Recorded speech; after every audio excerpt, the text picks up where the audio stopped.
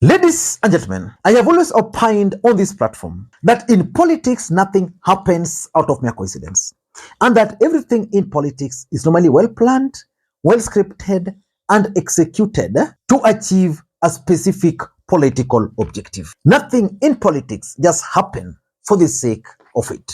And I want you guys to take this to the bank. Kenya will definitely produce a presidential candidate in 2027. And that presidential candidate will come from either runaway faction from UDA party, or if not, runaway from Azimio la Umoja One Kenya Alliance. And the other truth is that this time round, majority of Mount Kenya will vote for a candidate from that region. And today, certain events took place that only requires a serious political analyst like myself to really try and dissect. Number one, Kanini Kega, who defected from Uhuru Kenyatta's camp to Kenya Kwanza, was on Inoro TV. And Kanini Kega actually told Kenyans that William Ruto actually lied to them on the cost of living. He went further and asked William Ruto to go ahead and apologize to Kenyans for lying. And Kanini Kega actually dismissed the claim or the narrative by Kenya Kwanza that the handshake affected the state of economy. That statement by Kanini Kega, in my view, is not just a mere statement. It was intended to achieve a particular political objective. So the question is, who sent Kanini Kega to issue that statement? If you ask me, I can direct you to Rigathi Gachagua. Why Rigathi Gachagua? The truth of the matter is that Kanini Kega, as we speak, is a member of the East Africa Legislative Assembly. Rigathi Gachagua is on record as having taken credit for the selection or election of Kanini Kega as a member of the East African Legislative Assembly. So is it possible that Rigathi Gachagua is now using Kanini Kega to attack William Ruto indirectly? So that is the first event that took place. Sisi tumetoka kwa siasa. Jana umeona mimi nimeongea na hivi viongozi ya Mlima, nimemwambia huyu Kanini Kega alikuwa anatukana mimi na William Ruto wampigie kura. So wamempigia. Hiyo ndio Kenya mpya tuko naye. Sisi mambo iliyopita hatutaki kufuata. Na hasa hii Mlima yetu unataka tuunganishe tusiunganishe? Tuunganishe Mlima, si ndio? Tuongee lugha moja. So tutapanga. Hata huyu Sabina Chege mudi ya Jubilee tutaweka fertilizer kuja sawa sawa. Si mnajua huyu Sabina Chege? Wakuja nyumbani ama wakae nje? Wakuja nyumbani. Number two, Martha Karua and Jeremiah Kioni officially launched the Kamwene Leadership Forum. What was the objective of launching officially the Kamwene Leadership Forum? I want you guys to pay very close attention to Martha Karua talking about Kamwene Leadership Forum very briefly, because in this video, I want to reveal to you guys the objective of that particular launch. Basically, 14 counties, mountain and diaspora. And it is for us to talk about our interests, political, economic, social, cultural, spiritual, and also to unite us so that we solidify our voice, so that the voice of Kamwene becomes the voice of the mountain. And that's one of the resolutions today, that we consolidate our voice under Kamwene so that when we speak, you will hear the mountain roar. What we are about, as a matter of fact, we should tell you what we are about is the region and the interests of the region. And just for clarity, politics is about interests. So those detractors who get edgy simply because the mountain is acting together, hakuna haja ya kufanya. Politics is about interest, but we, the people of the mountain, stand up in the Republic of Kenya to state our case. There are clear indications of political, economic annihilation of this community. And it starts slowly. We ignored the very negative campaign that was unleashed to our people more than 4 or 5 years ago. And we thought that people will be able to differentiate between everything that is right and what is wrong. We are now paying dearly as a community. We have seen very punitive decisions taken by the current regime, and we cannot see any light at the end of the tunnel. It's for that reason that we have come together as people from the same region. And the biggest question is, who is behind this Kamwene Leadership Forum? That's exactly what I want us to figure out in this video. Before we do that, for those who are watching this channel for the first time, please take a second or two, click that subscribe button so that next time we produce a video like this, YouTube will automatically notify you. And to the subscribers, I want to continue thanking you guys for your continued support. Because without that support, this channel cannot be where it is. Ladies and gentlemen, without any further ado, allow me to dive in. Now, let me ask you this question. Is it possible for a presidential candidate in the Republic of Kenya to win the presidency minus Mount Kenya votes? Is it possible? Of course, it's possible if you ask. Although in Kenya since 2002, anybody casting their votes with the Kikuyus have always ended up winning the presidency. But can you win? The answer to that is yes. The other question that we must really figure out is, where is Uhuru Kenyatta? What is his game plan for 2027? And who is Jeremiah Kioni and his interest in Kamwene Leadership Forum? So is Uhuru Kenyatta crafting a vehicle after the hostile takeover of Jubilee Party? That is the question.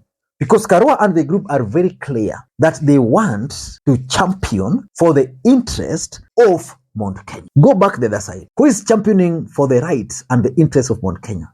You will definitely see a gentleman called Rigathi Gachagua. Is it possible that this group will be leaning now towards Rigathi Gachagua? Those are just questions. But what is the objective of the Kamwene Leadership Forum based on the latest political development in the Republic of Kenya? Because the other day we saw Raila Odinga kind of endorsing Kalonzo Musyoka. And today, Martha Karua even alluded to that. A question. My name is Joel Chacha from K24 TV. Understanding that Azimio party leader, that is Raila Odinga, appeared to endorse Kalonzo Musyoka. Is this a disgruntlement, perhaps is the reason you're actually coming together so that you have a higher bargaining power come 2027? I think, unless you don't live in this country, Kamwene started way before. So you cannot, even if you tried by any stretch of imagination, and I have said, and we will say it again, it is Raila's entitlement to endorse anyone. Never mind that he wrote a statement of clarification. Even if he had endorsed, it would be within his right. The thing to note is that an endorsement does not in any way curtail the chances of any other person who may wish to enter the fray. But right now, we are not talking about elections. We are talking about the unity of the people of Mount Kenya. And Kalonzo Musyoka is our brother. We are in Azimio to stay, but we still have Kamwene Caucus to caucus about Mount Kenya. So the question is, what was the objective, or what is the objective of Kamwene Leadership Forum? For me, if you ask me, number one, Mount Kenya is planning to produce a presidential candidate in 2027. And that presidential candidate will either be Martha Karua. I'm told Martha Karua is seriously thinking about running, whether Raila will endorse Kalonzo or not. Because they believe that the mountain has the numbers. In Azimio itself, they also believe that if someone can run from Azimio in Mount Kenya, then they'll be able to dig into William Ruto's basket. So get it from me. Whatever we are seeing in Kamwene is going to result into a presidential candidate. And that presidential candidate might not really be interested in the 2022 election. Maybe they even need to win several seats back in the Gema nation so that they can actually have a political party which is associated with the community. So like in this country today, the Kikuyu nation cannot claim to own a political party. UDA is owned by William Ruto. Jubilee is under serious threat, so they can't claim to own Jubilee. So that's number two. Number two, if you ask me, the objective of Kamwene Leadership Forum is basically to try and win the support of Mount Kenya. You know, Mount Kenya voted for William Ruto, 87%. 13% voted for Azimio. Azimio had hoped that they were going to get 20-something% to 30-something%. Indeed, if they managed to get that, probably we'd be talking a different story today. So they realized that the mountain actually voted not against Raila Odinga or against Azimio, but they voted against an individual called Raila Odinga. Historically, that is what has always been used against them, to rally them, sorry. The truth is, the mountain never really voted because they hate Raila. They voted as a strategy to punish Uhuru Kenyatta for working with Raila Odinga. So nowadays they are regretting. So the strategy is, if these people are not comfortable with Raila Odinga, and some of them are now not comfortable with William Ruto, what do? We need to win the mountain. So you win them by appearing to be their defenders, something which Rigathi is also doing. Number 3, in my view, the launch of Kamwene, I can link it, though not very sure, to the fallout between William Ruto and Rigathi Gachagua. Let me ask you this question. Why do you think William Ruto was keen on Jubilee Party? The truth is, William Ruto didn't want any other political party to emerge from the mountain, because he knew as long as a political party is in Mount Kenya, it can easily become a fallback. So that, for example, I'm just giving example, if there's a fallout between William Ruto and Moses Kuria, and I think something tells me Moses Kuria might not stay long in the cabinet. And if that were to happen, we'll start seeing Moses Kuria fighting.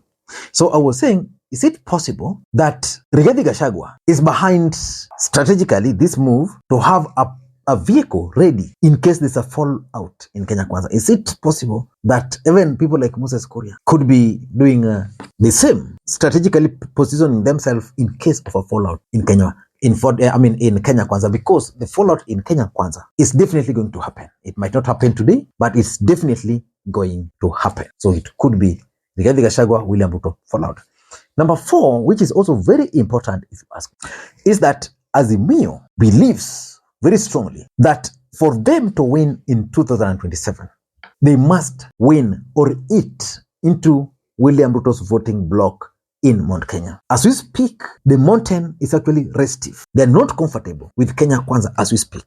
Majority of Kenyans, and indeed the mountain, have actually lost hope in Kenya Kwanza. But what is their option? These are guys who grew up knowing that Raila Odinga is a devil. Then Raila Odinga will be the face of Azimio during the campaigns. It would be easy to link that presidential candidate as Raila Odinga project, if that candidate will be Martha Karua, even Kalonzo Musyoka. So as a strategy, I think Azimio realized that for them to succeed, they need to go in Mount Kenya with a new outfit, Kamwene. Yeah, so that is what I'm thinking. Then Kamwene can then be sold to the mountain, so that those who are not comfortable with Raila will vote for Kamwene. Those who are not comfortable with Ruto will vote for Kamwene. And that's a dangerous game because it might backfire easily. And lastly, I think the leadership from the mountain in Azimio believes very strongly that they can actually consolidate the mountain easily without any baggage. And what is the baggage? You have Uhuru Kenyatta, they voted against Uhuru Kenyatta. You have Raila Odinga, they voted against Raila Odinga. So Raila Odinga is not a presidential candidate. Kalonzo is coming, then they'll see that as an outsider. So for you to consolidate the mountain without any baggage, that this group is not Uhuru Kenyatta's group, this group is not linked to Raila Odinga, for them to do that, they need to come up with a group. And that group being a Kikuyu-based, or let me talk of Mount Kenya-based, will be easily acceptable. So let us wait and see how things are going to unfold moving forward. But one thing I can assure you, the politics of this country moving forward is going to be very, very interesting. Until next time, this is Lee Makwiny. Bye-bye.